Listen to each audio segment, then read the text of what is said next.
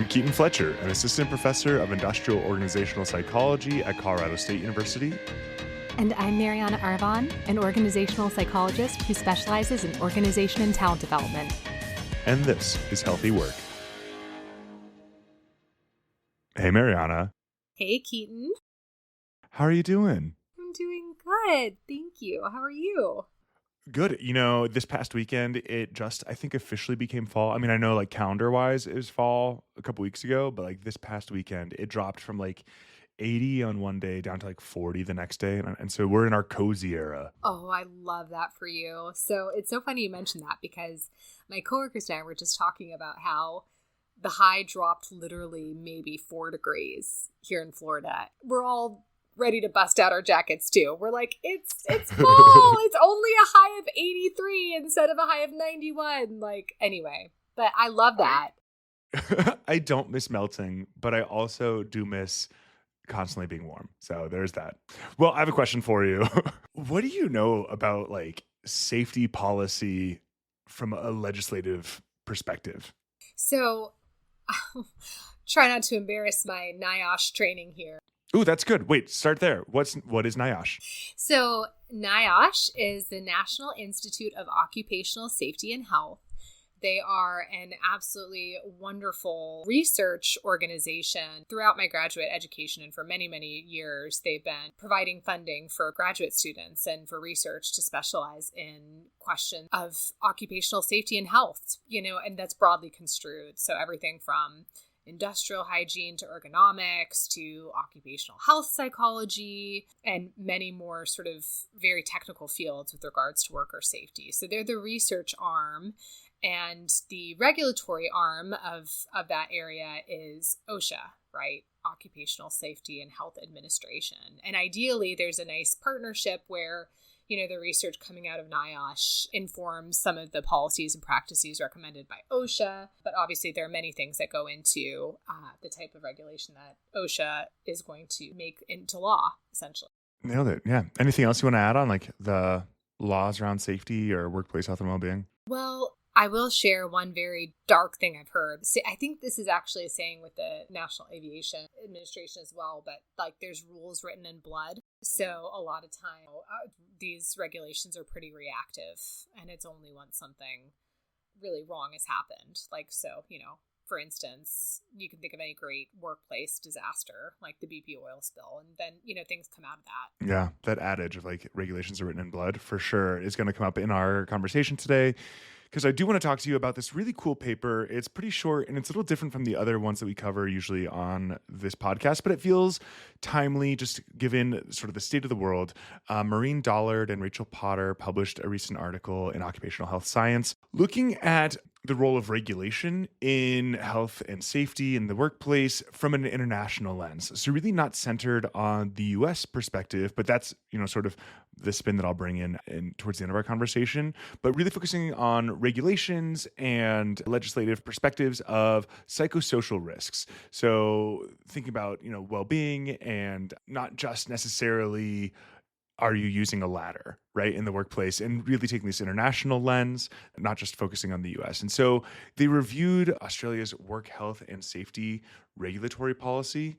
And what's really cool is that there's very clear legislation in Australia, for example, that suggests that workplaces need to mitigate psychosocial hazards and risks, that like it's not just about making sure that your employees are not going to lose an arm working with heavy machinery, but also realizing that like stress is a major contributor to health outcomes and that workplaces have a legal requirement to mitigate some of these experiences.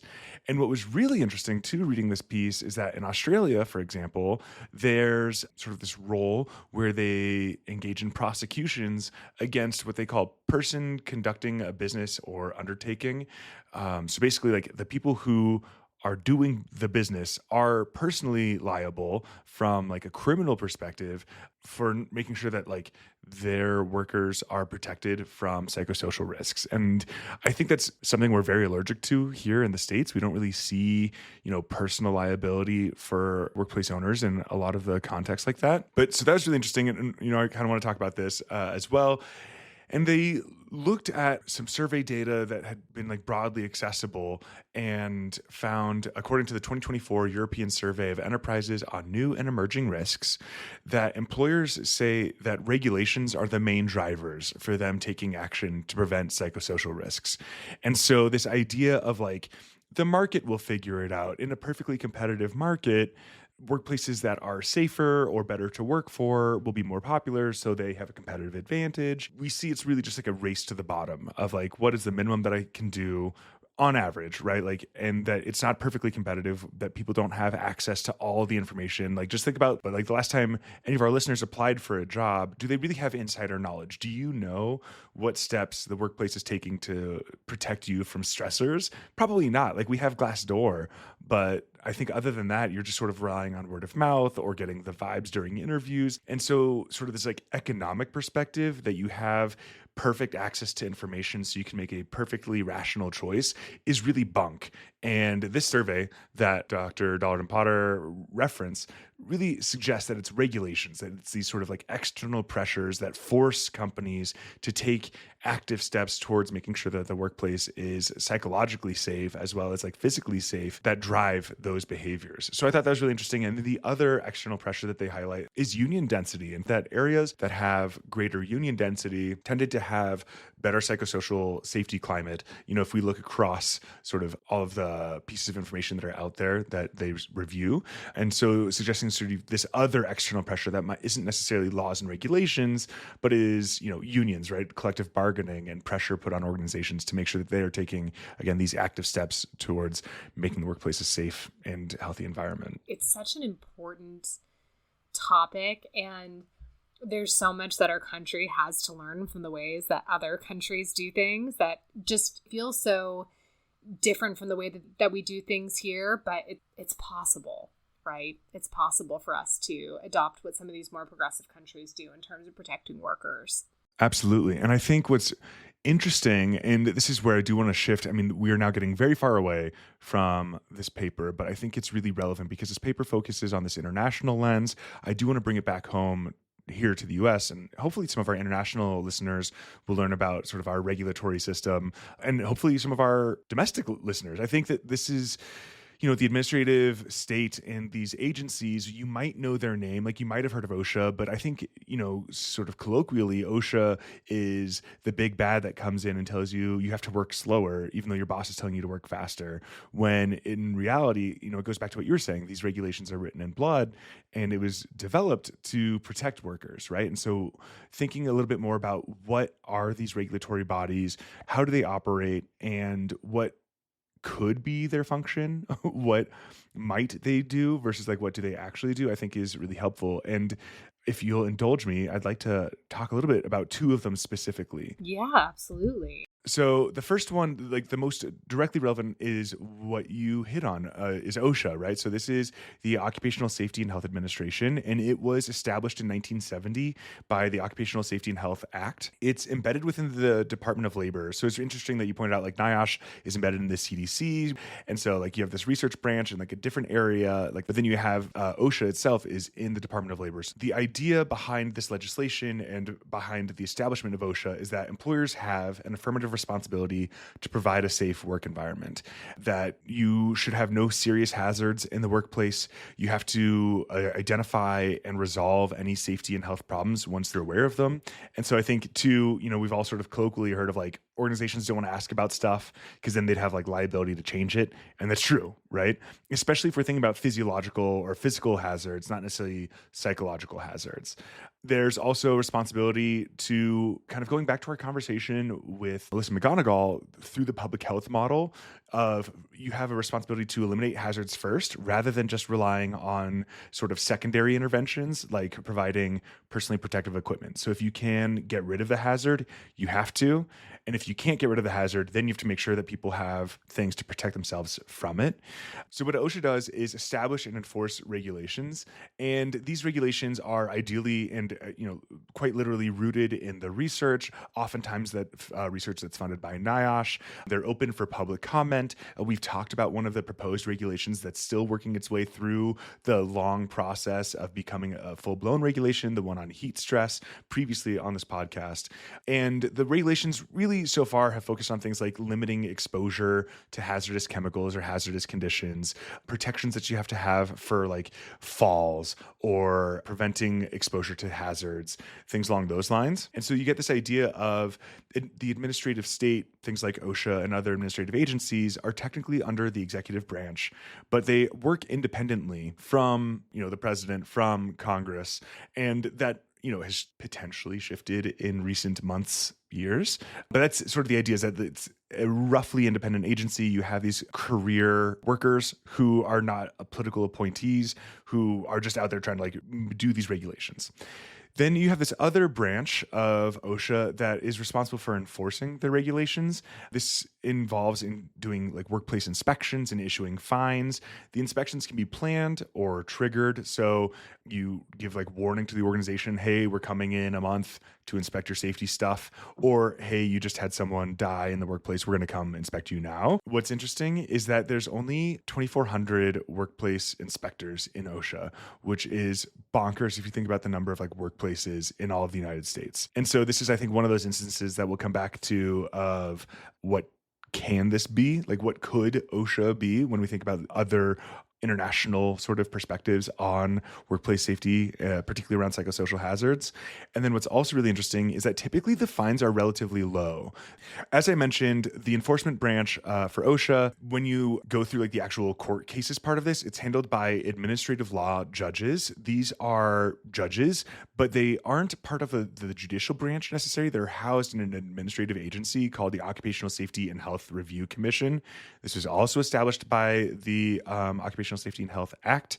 It's independent of OSHA and the Department of Labor. So it really is like the separate branch. So you have OSHA doing the inspections, issuing fines, but then like when it comes to like actually like working its way through like the quote unquote court system, it's all done through this other administrative branch, Occupational Safety Health Review Commission. And what's really bonkers about this is that the Occupational Safety Health Review Commission has a 3-member commissioner board that each serve 6-year terms.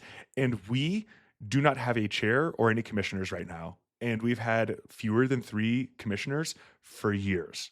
And so that's OSHA, and that's the really big one that I think people think of when you're thinking workplace safety and health. And like this could be the major arm. It's relatively new. 1970 was only 55 years ago.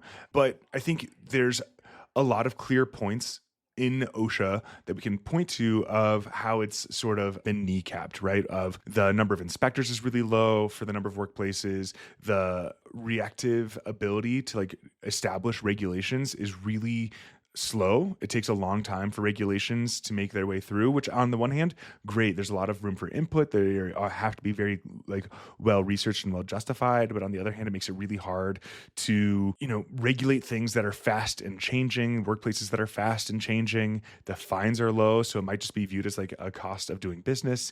And the Occupational Safety and Health Review Commission, the one that's like actually responsible for like hearing the cases around these fines, is very clearly like without any leadership and has been for multiple different presidential administrations. Hey, this is Editing Keaton, and fun fact, after our recording of this podcast episode, the Senate actually approved a new commissioner for the Occupational Safety and Health Review Commission. This would be Jonathan Snare, who actually, fun fact, is an alumnus of Washington Lee University, where I did my undergrad. He went to the law school there, but things change quickly in this space. Another update, looked into the different proposed rulemakings by OSHA just to see what's been new in this space, and actually a lot is new in a lot of proposed rule changes, largely rolling back some regulations. So if you are an expert in anything like asbestos, benzene, cadmium, coke oven emissions, construction illumination, cotton dust, ethylene oxide, formaldehyde, house falls and marine terminals, inorganic arsenic, lead, methylene chloride, methylenedienoline, occupational exposure to COVID-19 in healthcare settings, open fires in marine terminals, safety color coding for physical hazards in textile sawmills or shipyards, vinyl chloride, 1,2-diabromo-3-chloropropane 1,3-butadiene, carcinogens, including 4-nitrobiphenyl. You should take a look at these and make a public comment. Also, anyone who has any interest in ensuring the health and safety of workers should look at the proposed change to their interpretation of the general duty clause, which has been largely like a catch-all clause for if a specific risk or hazard hasn't been outlined by OSHA before, but the company is doing something that has caused injury or harm to workers, it falls under the general duty clause. And this is a proposed rollback, making it a much more narrow interpretation of that. And so if you have thoughts or feelings about that, you should go ahead and make a public comment on that. And we will include a link to the public comment and rulemaking section so you can do those on your own. Point, though, that these public comments need to be submitted by November 1st, 2025.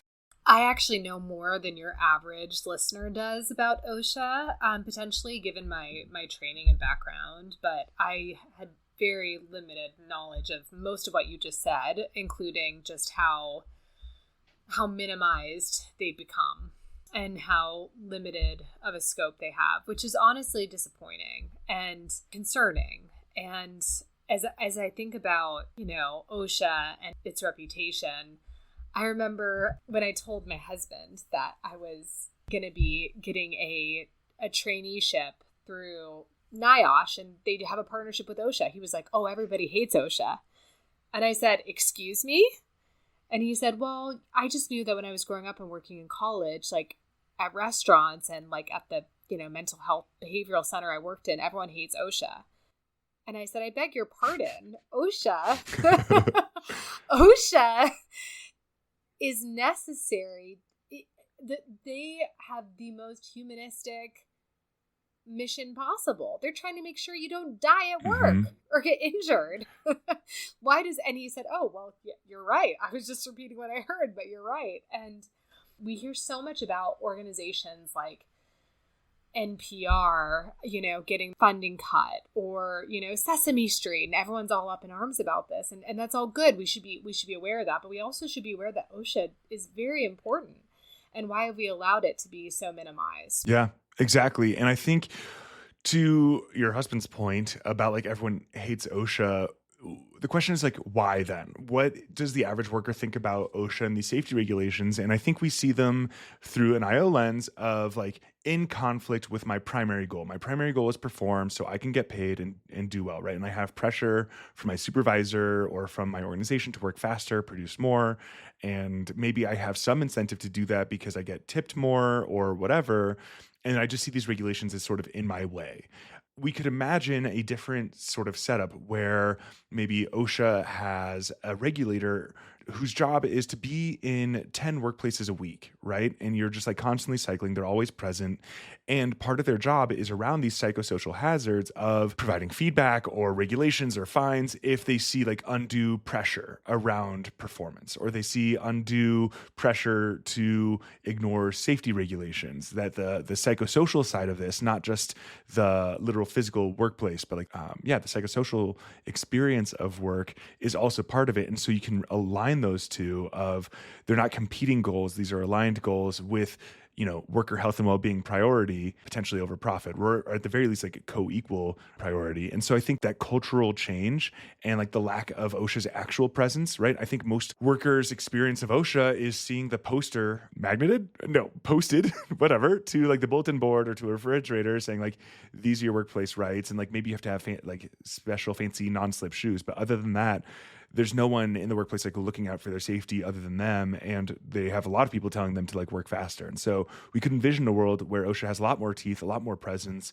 and is like an active agent arguing for the safety and health and well-being of the workers, and that they see this in a very visible way every day. And I think that would change that relationship, which actually, if you let me go on like one more rant, Please do. brings me to the other relevant administrative agency It's actually a lot older than OSHA, but directly ties in. This is the NLRB, the National Labor Relations Board. And this one is in a very precarious position in the moment. It was established by the National Labor Relations Act of 1935, so almost 100 years old. And really, when you think unions, you need to think NLRB, right? So I think there's three big workplace agencies in the government. There's OSHA, so you think workplace safety, you think OSHA. There's the EEOC, the Equal Employment Opportunity Commission. So if you think discrimination, you think EEOC, and then NLRB is unions, right? And this is a 5-member board appointed by the president for 5-year terms, and then like separately one general counsel whose like job is to like actually like prosecute and do all these things. Also, unsurprisingly, we are working without a quorum on that board and have been for many years under many different administrations. And the goal of the NLRB is to sort of codify union representation in the workplace. That the National Labor Relations Act is in response to a lot of union activity in the 20s and 30s. And then what was interesting is that pretty much from its inception, the NLRB has been whittled away. So the Taft-Hartley Act of 1947 was a law that was passed, again, by Congress, signed into law by the president at the time. It allowed states to do the right to work laws, so preventing you from having like mandated union membership in workplaces.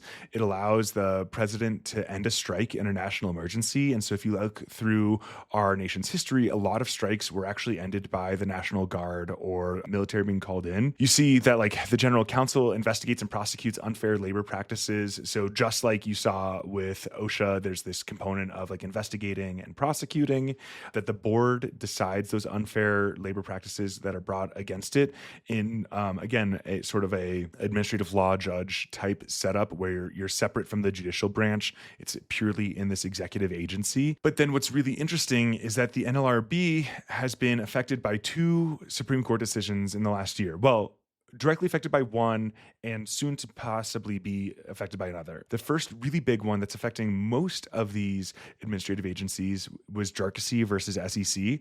This was a ruling against a Securities Exchange Commission structure, the use of those administrative law judges that I've been talking about, saying that like if you are going to be hearing cases against an organization, it needs to go through the actual court system. You can't do it with these expert judges that are part of these administrative agencies that have expertise in these types of cases. It has to go through like the regular court system, which really like undermines these agencies' ability to like actually hear and complete these cases, right? And so that has called into question like the structure of most of these administrative agencies like OSHA, like the NLRB. And then the other case that's working its way is SpaceX versus the NLRB, arguing that the NLRB is unconstitutional in the first place. And so the reason I bring this up is because the paper by Dollard and Potter talks about union density as another promoter of psychosocial safety climate, right?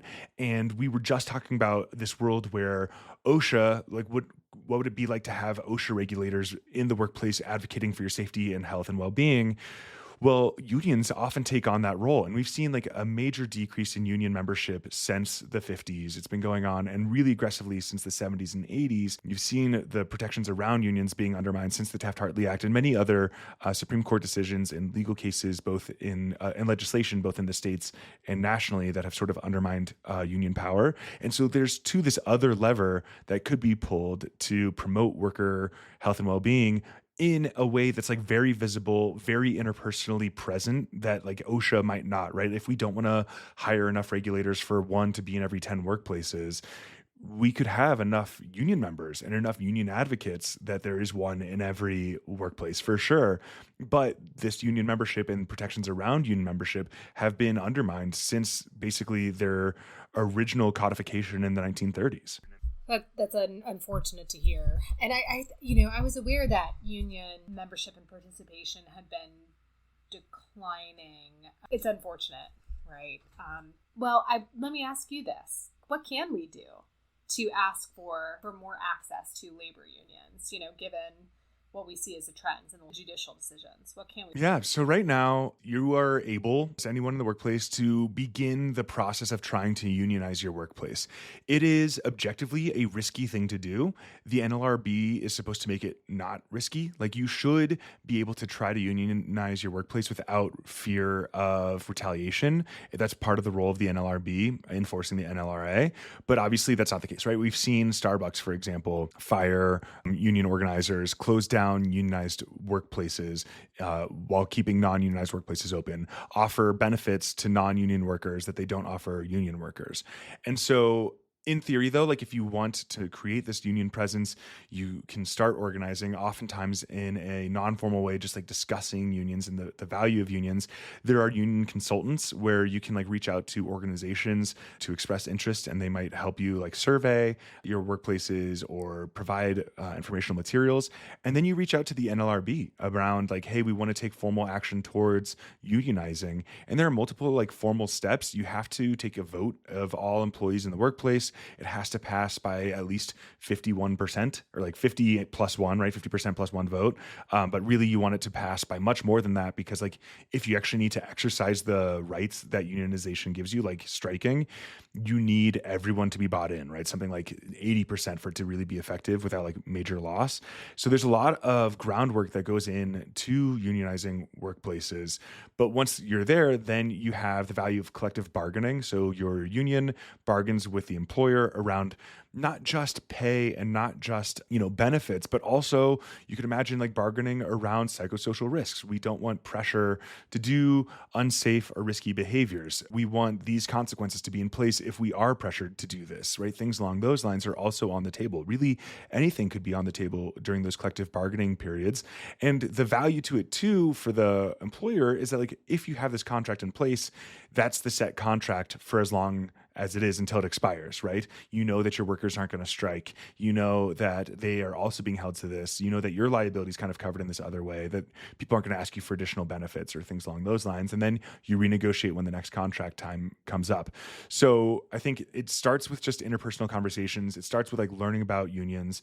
We have a previous interview with Mike Zicker and Denise Vesper on OHP and unions that I think is really an interesting place to start if you're interested about the role of unions here. But I think that if we're thinking about levers of power that work in the favor of the worker around safety and health and well-being, you have the federal government in the United States or other regulatory bodies in these international perspectives. You have state government, again, within the state, or local or municipal government, if we're thinking again internationally.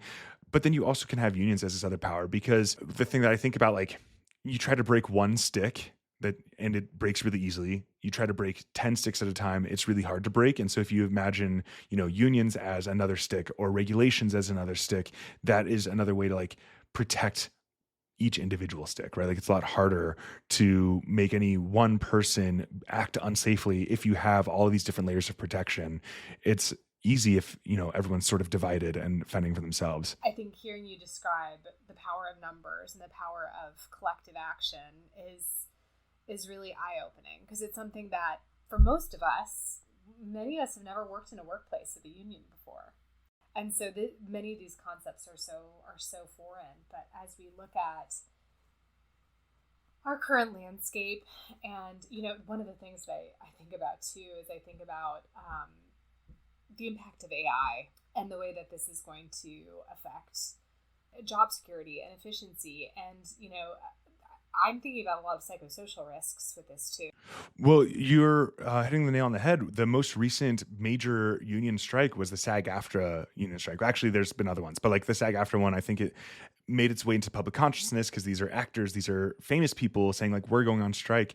And part of their contract negotiations was around the role of AI, because it poses a major threat to screenwriters. It poses a major threat to actors whose likenesses could be recreated and used in deep fakes. So working that way into those contracts, which I think too brings up a really interesting point of, if we have OSHA moving really slowly around these regulations and protections, inherently, because it's the federal government and everything needs to be, commented on, and you have everyone's input through like the democratic process, which is again great, and you want it to be, rooted in the research, which takes time, again, great.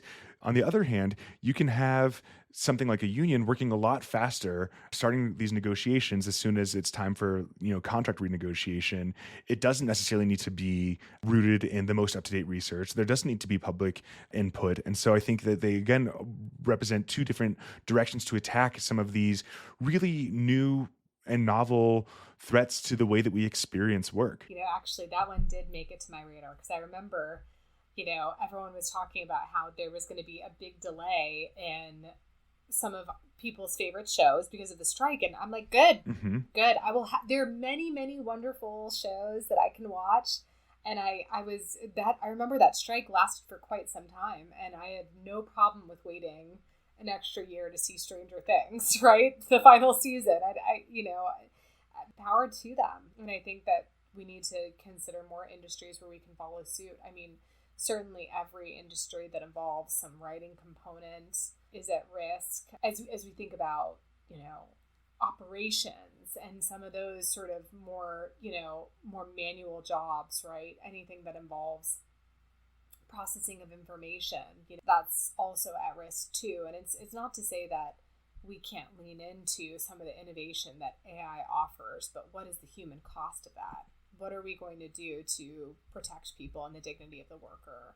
And I think those are all questions that a union could grapple with, to your point, with much greater agility than OSHA. Yes. And I think, really going back to the paper, just to sort of wrap up, an expanded understanding of what workplace safety and health really means, I think is important and critical for all workers to have. That when we think about workplace safety and well-being, it's not just, am I using a harness or am I tied to a ladder? It's, am I treated with dignity? Am I treated like a person? And I think that if we have this expanded understanding, something like AI or something like constant rolling layoffs might be viewed as like a workplace safety and health issue. And, there's lots of empirical research that we talk about on this podcast that ties these psychosocial stressors to negative health outcomes in a very clear, objective way. And I think that we have every reason to have this expanded understanding of what those psychosocial risks are. It's just a matter of is there the political will? Is there the interpersonal will to have this expanded definition and understanding of what it means to be safe in the workplace? I love that for us to broaden our definition of what it means to be safe, especially as we look at the nature of some of these newer things that are changing the landscape of work, like AI. I think that's a great call to action from the paper. And I'm really glad that you shared it with us. Thanks so much, Mariana. Thank you, Keaton. Great chatting. Until next time. Bye. Healthy Work is a podcast written and executive produced by Keaton Fletcher and Mariana Arvon. This episode is produced, mixed, and edited by Keaton Fletcher. Artwork is by Keaton Fletcher. And our music is Zero, Microsong by Steve Combs. Please like us, follow us, and subscribe on whatever podcatching software you use. And please leave a review on the iTunes Store. It really does help get us out there.